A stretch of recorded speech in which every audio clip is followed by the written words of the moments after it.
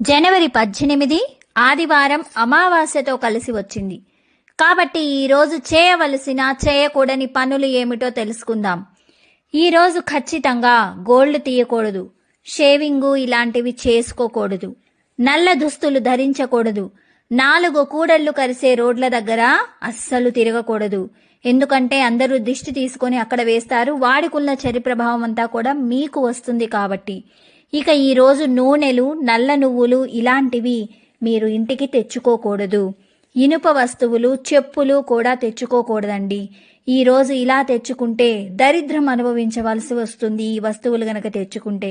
ఇక చేయాల్సిన పనులు ఏమిటంటే, మీకున్న పితృదోషాలు, శని దోషాలు పోవాలంటే కాకికి అన్నం పెట్టండి. మీ జీవితంలో ఉన్న సమస్యలన్నీ తొలగిపోతాయి. ఇక లక్ష్మీదేవి దగ్గర ఈరోజు ఖచ్చితంగా దీపాన్ని వెలిగించండి. ఈరోజు ఆదివారం కదా అని చికెన్ తినకండి.